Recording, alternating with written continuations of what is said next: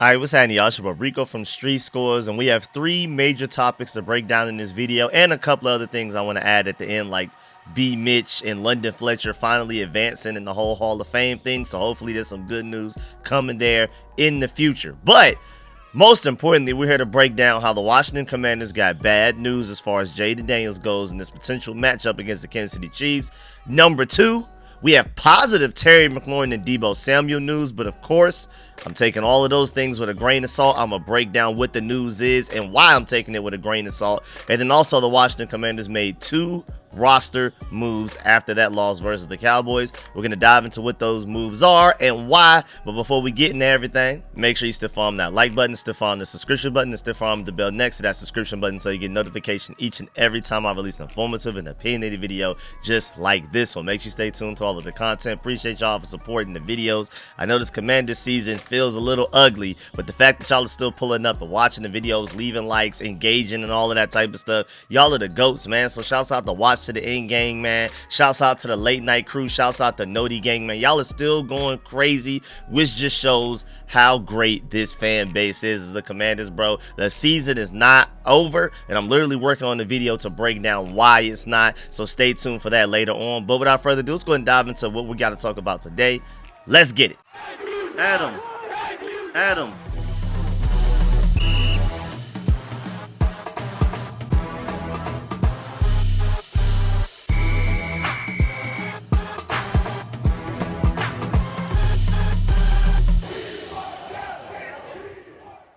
So, all right, just to go ahead and get it out the way, Jaden Daniels is officially already out versus the Kansas City Chiefs in this upcoming Monday night game. Jaden Daniels will not start Monday night against the Chiefs per sources. Marcus Mariota gets his third start of the season. Ian Rappaport was the first person to announce this from everybody. I don't know who his exact source was, but I mean, he was the first on it. He tweeted this all the way back at 12:39 p.m. exactly 1 hour ago from right now while I'm talking. Commanders quarterback Jaden Daniels, who suffered a low-grade hamstring strain on Sunday, is going to be out for Monday Night Football against the Chiefs, per sources say. Marcus Mariota gets the start. And I felt like this meme that Sleeper Commanders posted was the exact reaction I had when I saw this. I mean, this meme is literally perfect, bro. I already used this for a lot of different situations, and this was like perfect for exactly how I felt seeing this notification. And shouts out to Jaden Day because he brings up a great point with some really interesting information. Mind you, we started as like 9.5-point underdogs, I believe, just like immediately after that Cowboys game going into this Chiefs game. But now didn't they let us know that with the news of now Jaden Daniels being out, the Commanders are now 12.5-point underdogs Monday night against the Chiefs. And the last time the Commanders were a larger underdog was all the way back January 7th of 2024 against the Cowboys, where we were 13-point underdogs. That was Sam Howell's final game, and we ended up losing that game 38-10. So even as bad as this may seem, at least it isn't as bad as that. You know what I'm saying? So it's bad, but it's not the worst. But now, of course, going throughout the weeks, you have Jaden Daniels as a starter week 1 and 2. Then you have Marcus Mariota as a starter weeks 3 and 4. Then Daniels comes back weeks 5 and 6. And then now Mariota is the starter for week 7. Does that mean Mariota is going to be the starter for week 8, just the way that this has gone? 2 games from him, 2 games from him, 2 games from him, and just vice versa. Just interchanging, basically. And people still are trying to act like injuries somehow don't have anything to do with what's going on right now, or very little to do with how our season has gone the way that it's gone. I mean, we go from one of the best run defenses in the NFL to one of the worst after we lose our top 2 and now top 3 edge rushers on the team. I don't think that's a coincidence. We go from literally the #1 ranked run offense in the NFL to one of the worst run offenses in the NFL as soon as you lose both Terry and Deebo. Even without Terry, we were finding a way to still be the best run offense in the NFL. As soon as Terry's banged up against the Bears, he's out there, but really he's a shell of himself. He's not actually out there. And then we go against the Cowboys, and Deebo's officially out. So now both games that Terry and Deebo are basically not out there, suddenly our run game stops performing well. We go from the best in the NFL to one of the worst. I don't think that's a coincidence. And don't forget, A lot of people are undermining how big of a loss that Will Harris was at safety, because as soon as he got hurt, suddenly tight ends that we go against can just eat against us. Outside of that Packers game, where the Packers did a great job of matching their tight ends against guys that weren't Will Harris, ever since Will Harris has been hurt, we can't cover a tight end to save our lives. Again, I don't think any of these things are coincidences. Yes, there are still major flaws throughout this roster, even when we were healthy. Team speed, especially a linebacker. Coverage just in general, just period. Can't force turnovers. That was really bad, even when healthy, mind you. But we were playing winnable football until injuries hit us, arguably harder than any other team in the NFL right now, bro. And it just is what it is. We got to get back healthy as possible, as soon as possible, so we can try and save this season, man. But back to Jayden, bro. And the ugliest part about this Jaden Daniels injury is that our offensive line was pass protecting their tails off until the play that Jayden got hurt, bro. It looked like some of the best pass protection I've seen from a burgundy and gold offensive line in years. But all it takes is one play where you don't pick up a delayed blitzing linebacker and everything changes, bro. It is a complete swing of not only the game, but the season. Game-wise, that took us from driving to potentially cut the lead down to 5 against the Cowboys to now Jayden gets hurt, strip sack, fumble, all of that type of stuff. Now we're down 19 all of a sudden. We could have been potentially down 5. Now we're down 19. And then the season swing of Jaden Daniels getting hurt as well, bro. It's insane stuff, bro. It could be something as random as one bad play after you've been pass protecting very well the entire game. Jaden Daniels back there with enough time to solve the cure for cancer every play, to build an entire apartment complex, and then the one play they mess up, bro, Jaden Daniels gets hurt. It's crazy, bro. It is absolutely insane how this sport works. But I mean, after the way that Dorrance Armstrong's injury played out, I know there was no way that Jaden Daniels played this week against the Chiefs. I already knew that. Like, I knew that before they even made this announcement. And then once they did, it was like, all right, time to go ahead and fire up the video. But also at the same time, bro, for them to finally not play games like they've done with every injured player that feels like this season, and to just go ahead and decide and announce that Jayden is out for this upcoming Monday night game by Wednesday, before the game, before they even practice as well. This is not only Wednesday before we play Monday that they've announced that he's already out. This is before they even hit the practice field, y'all. Now, this could be a bad thing. You know, of course, I'm looking at this from a good angle, like maybe they finally learned their lesson, but also on the bad side of it, does this mean that Jaden Daniels is hurt that bad? That bad to where even this Commanders team that has been playing games with injuries all season, they're not playing about this one? Is Jaden Daniels potentially hurt that much? Like, maybe even injured reserve level bad with how quickly they made this announcement? Like, is Jaden that hurt to where the Commanders have finally learned their lesson with how they've handled injuries this season? But also, them deciding it early gives Mariota as much time as possible to prepare for this super underdogs matchup that we have coming up Monday night against the Kansas City Chiefs. We'll see if this enough practice time, you know, with knowing as of Wednesday, will be enough for us to have enough time to prepare and get ready for this Chiefs matchup, bro. But shouts out to Greg Paulson. He brings up a great point. He said, I love the Commanders ruling Jaden Daniels out right away today. The dog and pony show of, is he practicing? And will he or won't he? Is an unnecessary distraction to the team. It also makes it harder for Mariota to own the week. If he's out, just say it and keep it moving. Well done. I agree. But don't forget, we've done this before, man.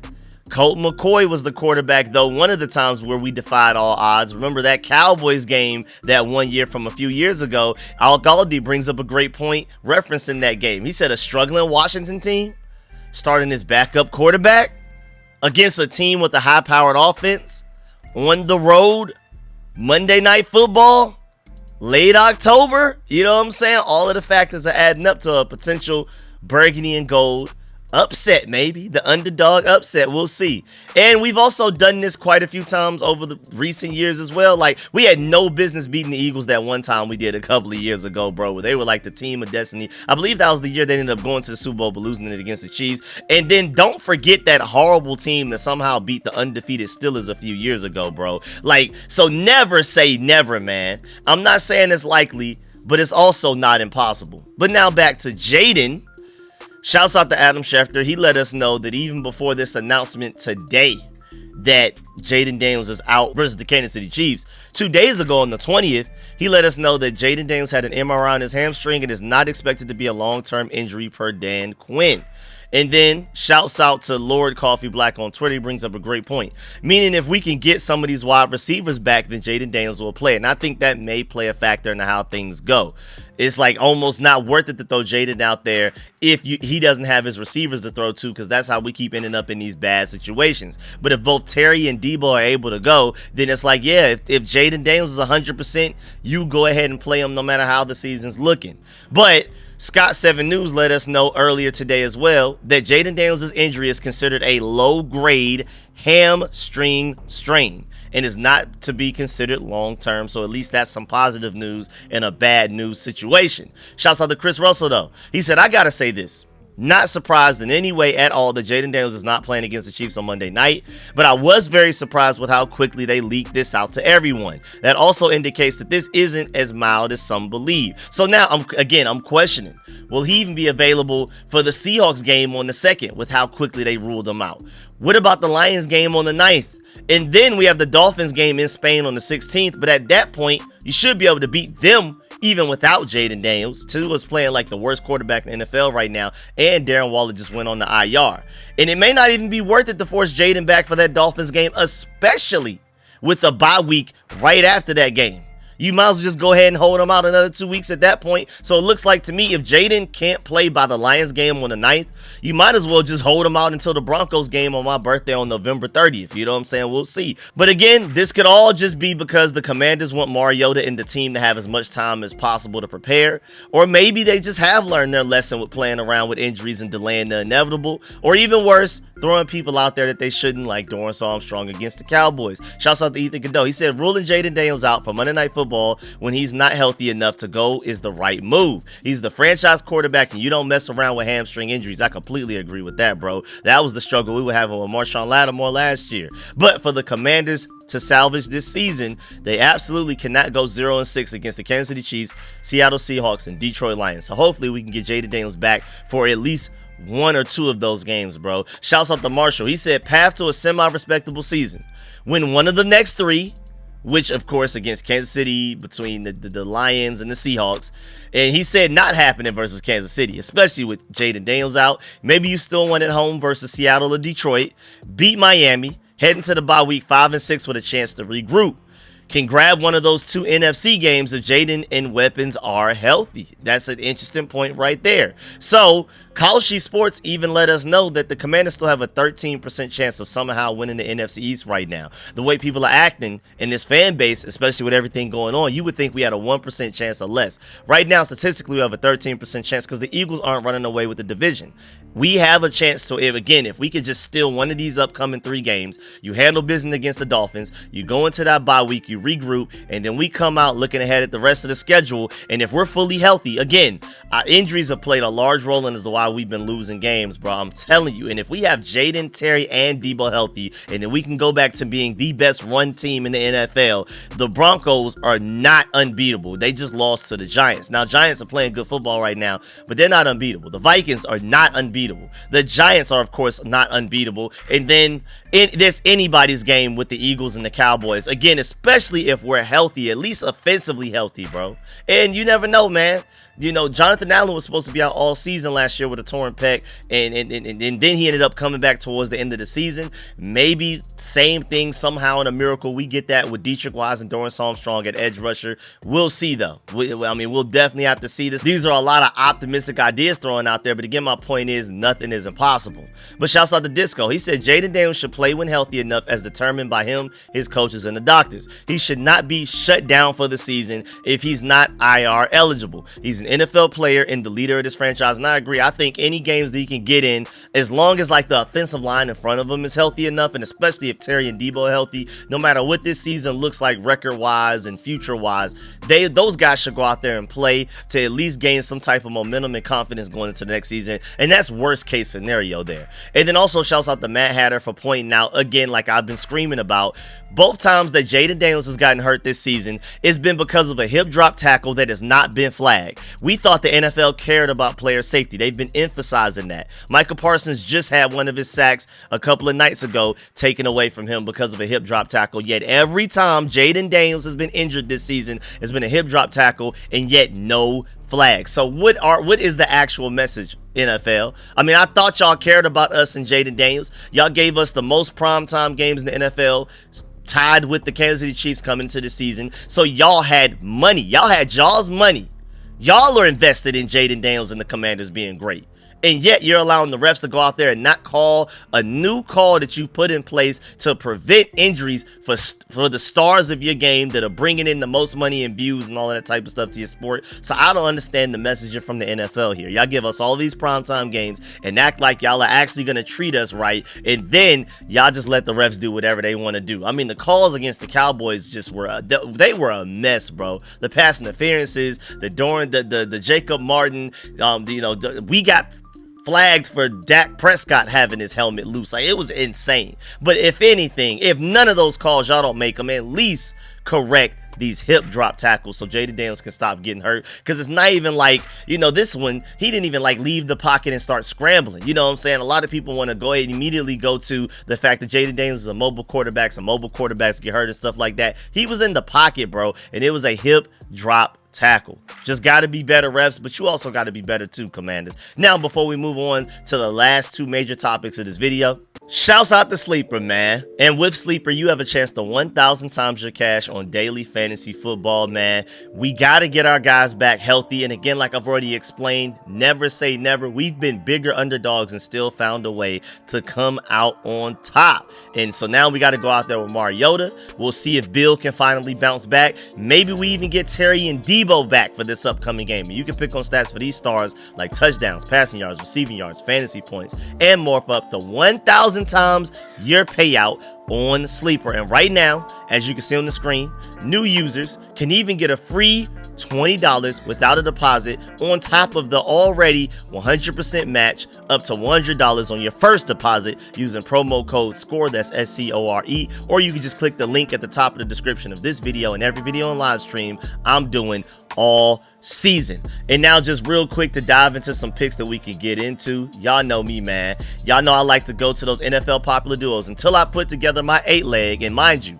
this last weekend, I was a Bill anytime touchdown away from turning 20 into $860, bro. But Bill not getting that touchdown completely sold. I got the other 7 right, and I don't flex. I'm sorry. I'm going for the big money on every single time. So until I get that 8-leg done, which will probably be like Friday night, maybe even Thursday, I'll update y'all on that with the video that I put it out. Until then, I like to just go to NFL popular duos, and when I do, I like to go to the ones with the highest payout, the one with the highest risk, but the one that'll give you the most reward. And right now, it's this Justin Jefferson anytime touchdown and Keenan Allen anytime touchdown. And mind you, you already know who Justin Jefferson is. He's likely to get a touchdown just because he's one of the 2, at worst, 3 best wide receivers in the NFL. Because, I mean, Jackson Smith-Njigba right now, statistically, is playing like the best wide receiver in the NFL. So you kind of got it. Like Jamar Chase and Justin Jefferson may have to move down the spot depending on how you want to go about that. But Keenan Allen, bro, don't sleep. He's had a touchdown in half of his games this season. So if you think he could go into this 7th game and get another touchdown, you can end up turning 10 into $40, bro. This is a 4 times multiplier. So if you put 20, you can end up winning a little over $80 as well. So again, shouts out to Sleeper. Now let's go ahead and dive into the second half of this video. Well, really the last 2 main topics. Well, that was like some mixed bag of bad Jaden Daniels news, but maybe not as bad as you think. But Terry and Deebo, straight positive news. Now, granted, like I already told y'all before the intro, we got to take a lot of this information with a grain of salt. I'm going to explain why soon. But there are reports that Terry and Deebo may be able to play against the Kansas City Chiefs this week. Both may be returning this upcoming Monday night. It looks like Terry and Deebo will practice this week. Shouts out to Ben Standig. He wrote an entire article on it and everything. He said, you want some good news? Terry McLaurin and Debo are set to practice this week. He wrote an entire article with a Substack titled, Quinn, McLaurin, Samuel returning to practice. The struggling Washington Commanders will have some helpful hands in practice ahead of Monday's game against the Kansas City Chiefs. He said, good time for good news. Commanders wide receivers Terry McLaurin and Deebo Samuel are slated to practice this week. You had Dan Quinn on SiriusXM's Moving the Chains show. He said, quote, the plan is to have full weeks of practice for both of them. Now, mind you, last week, Dan Quinn said that Terry McLaurin will practice this week, and it's crazy because he technically did not lie. You know, I guess you can accuse us of jumping the gun on it as a fan base, but he said Terry McLaurin will practice this week, and we're talking about last week heading into this Cowboys game. Well, what do you know? He practiced a little bit on Wednesday. He was limited. Then he didn't practice Thursday nor Friday, and then he's out on Sunday. So technically, Dan Quinn didn't lie. Terry McLaurin did practice, but he only did it for one day, and he only did it for a little bit in that one day. But now, what's different is that he's saying that he's expecting full weeks of practice, not only for just Terry, for Deebo as well. Now, mind you, Terry McLaurin, a 2024 second team All-Pro selection, has missed 4 consecutive games since suffering a quad injury in Washington's Week 3 win over the Las Vegas Raiders. And mind you, if he learned how to high step like we've been screaming at him to do since last season, he probably would have never have gotten hurt, and he definitely would have scored that touchdown.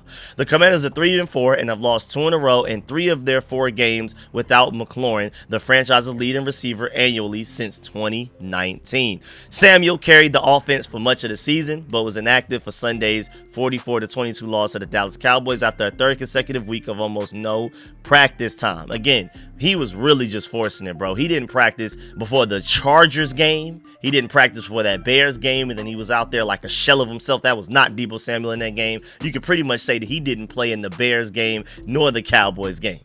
But acquired this offseason from the 49ers in exchange for a 3rd-round pick, Samuel is tied with tight end Zach Ertz for a team-high 4 touchdowns and is the only wide receiver on the roster with more than 10 receptions through 7 games. That is absolutely terrible, bro. And the remaining wide receiver options were 2 recent draft picks. You have Jalen Lane and Luke McCaffrey, along with veterans Chris Moore, Robbie Chosen. Robbie Chosen looked good in that game, man. He looks like at least a quality wide receiver 3 or 4, who made his Commanders debut at Dallas. The latter pair began their respective tenure on the Commanders practice squad. And who knows, man? Don't forget that we did sign Treylon Burks. We'll see if his comeback can, and maybe we could get that 1st-round talent out of him. Mind you, again, Treylon Burks, like I've said for the past couple of weeks, he was the guy that the Titans thought was so good that they were willing to trade A.J. Brown to the Eagles and then just draft Treylon Burks, because coming out of the draft, Treylon Burks was considered a more agile version of A.J. Brown. Literally A.J. Brown, but better. We'll see, though. He hasn't been able to realize that. Even while healthy, he hasn't looked anywhere near close to that, but maybe you get Treylon Burks up to speed, learning the playbook, and then when Jaden Daniels comes back healthy, maybe Jaden Daniels can take Treylon Burks back to, and maybe bring out that 1st-round talent that he had within him coming out of the draft, because his quarterback situations were terrible with the Titans. But now, if he comes back anytime soon, he's going to be playing with Marcus Mariota. But we'll see. Maybe Cliff Kingsbury can unlock Treylon Burks until Jaden Daniels is able to come back and do so as well. But shouts out to John Com. He tweeted 21 hours ago that Terry McLaurin and Deebo Samuel are on track to practice this week. Commanders coach Dan Quinn told Jim Miller and Pat Kerwin on SiriusXM that McLaurin dealing with a quad, was very close to being ready last week, so that makes sense. And Samuel missed last week with a bruised heel. So that's additional context where apparently Terry McLaurin was close to playing against the Cowboys, but didn't. That's interesting. And then Samuel is only dealing with a bruised injury, not something strained, not something torn, broken, or anything like that. It's just bruised, so he should be good to go as well. And then you had at JSprinkle87 asking, how was he close? He was a DNP all week. And then John Com said, to clarify, close to returning to practice, not necessarily the game. That's all we know he's doing right now. And so that's an important distinction right there. So apparently it was close to practice. But I mean, again, some people were saying, some sources were that Terry McLaurin may have been close to actually returning for the game. But John Com's just trying to take some of the heat off of himself and saying close to practice, not playing. But we'll see, though. Again, Dan Quinn is claiming that we should get a full weeks of practice from both of those guys. And we'll know very soon. I'm recording this at 2 p.m. By the time practice ends and by the time I get this video out to y'all, they probably would have already have put out the practice report, letting y'all know exactly how much those guys practice. Now, again, I want to tell y'all to take all of this information with a grain of salt, because Dan Quinn told us last week that Terry McLaurin should practice, and then he only practiced one day and only a little bit that one day. He was limited. He wasn't even a full participant. And then also, I believe John Combs said that Terry McLaurin would practice last week, and you saw how that ended up playing out going against the Cowboys. No Terry nor Deebo. We'll see, though. Now, moving on to the next part of this video. The Washington Commanders made 2 roster moves. Nothing crazy, but they went ahead and placed Dorrance Armstrong on the injured reserve. So now he has to miss a minimum of 4 weeks. Mind you, Drake Jackson, who we signed last week, was placed on IR as well. So he has the potential to come back maybe a week before Dorrance Armstrong. Hopefully Dorrance Armstrong's injury is not actually season ending, but Dan Quinn said it was. We'll see where that goes. And then with Dorrance Armstrong off the roster, they went ahead and brought back Jalen Holmes, who they cut so that they can make room for Samuel Cosmi. Dorrance Armstrong, man, he was having a great season. He was leading our team with 5.5 sacks, bro. He was 5th in the NFL coming into this past weekend in sacks, bro. It was literally the top 4 guys, Dorrance Armstrong, out of the entire NFL, bro, at 5th, bro. And he's only 28. He's a former 4th-round pick. He was going into his 2nd year of like actual full-time starting responsibilities, because earlier in his career, before he joined the Commanders, he was a backup rotational edge rusher for the Cowboys. Dan Quinn gets a head coaching job with the Commanders. Joe Wood Jr. gets a defensive coordinator job. They bring their boy Dorrance Armstrong with them from the Cowboys to their new Commanders job. Dorrance Armstrong, in his first season as a full-blown starter last year, showed flashes, but you really started to see the potential in the playoffs, especially in that Detroit Lions game. And then he carried that momentum into this season. Again, he was 5th out of the entire NFL in sacks, and now he's hurt. Hopefully he can come back better than ever, especially next season, bro, because we're definitely going to need it for hopefully the end of this season, but especially next season as well. Now, also, per NFL Next Gen Stats, David Harrison pointed out the fact with Dorrance Armstrong on the field this season, the Commanders have generated a 41.2% pressure rate. Without them, they only post a 36%. That's not good. Shouts out to Jacob Martin for stepping up big time against the Dallas Cowboys and looking like one of the very few players on the entire team, along with Deron Payne and Will Harris, that looked like they actually cared and tried to win that game. But Jacob Martin and Von Miller have combined for 31 pressures for a 13.4% pressure rate. Armstrong alone by himself, not combined with somebody else, had a 19.1%. But again, Jacob Martin started to really show something against the Cowboys. We'll see if he can continue that trajectory of getting better and better and better. But losing Dorrance Armstrong definitely hurts your team. Now, before we get up out of here, I have a couple of other random updates as well. First up, Adam Schefter went ahead and announced that 52 modern era players advanced in the voting process for the Pro Football Hall of Fame class, and all we really care about are Brian Mitchell and London Fletcher. Of course, Brian Mitchell is the best kick returner of all time. Even Devin Hester with his Hall of Fame speech said that Brian Mitchell was. So it's a shame that he's not there yet. And even when people talk about Brian Mitchell, for some reason, when they show graphics, they have like him as the Eagles kick returner, not the Commanders, the Redskins, which is insane. So B. Mitch is a Redskin, and he is the best kick returner of all time. He should be in the Hall of Fame. And then London Fletcher at linebacker as well. So that's great news to hear that they've at least made it to the next step. I don't remember if they've done that in previous seasons, but thank goodness we'll see. They at least they advance, bro. I don't even think they've been advancing. Now also, the NFL EVP Troy Vincent said that he told owners today that it might be time to revisit the 4th and 15 proposal instead of onside kicks, since recoveries are happening at a much lower rate than the league hoped. I just feel like, if it's not broke, don't fix it. You know what I'm saying? And I feel like onside kicks are not being recovered because teams are actually doing a good job of like counter attacking it and strategizing against it and preparing for it, rather than just onside kicks just suck or something like that. I don't think that's the conclusion we should come away from that. And I think it's interesting and it will be entertaining, but I don't think that's real football, bro. So basically, I don't know if y'all know this, but back in the offseason, they were thinking about like, hey, instead of onside kicks, how about a team just get a 4th and 15 attempt? And I don't know, man. That sounds weird and crazy. I'm good against that. I don't like that. But of course, let me know in the comment section how y'all feel about that potentially. But yeah, man, that's the end of this video. Please get in the comment section. Let me know if you have everything discussed in the video. Please still follow that like button, still follow the subscription button, still follow the bell next to that subscription button so you get notification each and every time I release an informative and opinionated video just like this one. I really appreciate y'all for support, man. If you made it this far in the video, especially with how this season is going right now, especially with the news that I had to just deliver to you, bro. If you made it this far in the video, Appreciate you. Super salute. I mean, a personal thank you, 1-to-1, man. Appreciate y'all, man. Men, women, everybody out there. Appreciate y'all. Watch to the end game, man. Going strong. Shouts out to y'all. Shouts out to my late night crew that even though I'm recording this, it's 2:07 p.m. right now. Those of y'all that are going to be watching this late night, shouts out to y'all. Putting in them vampire hours. And shouts out to Noti Gang that will be on this immediately as soon as I release this video, man. I appreciate y'all. And of course, let me know in the comment section how you feel about the Jaden Daniels injury updates and things like that. How long do you feel like we should we hold him out? I know some of y'all feel like we should shut him down for the season.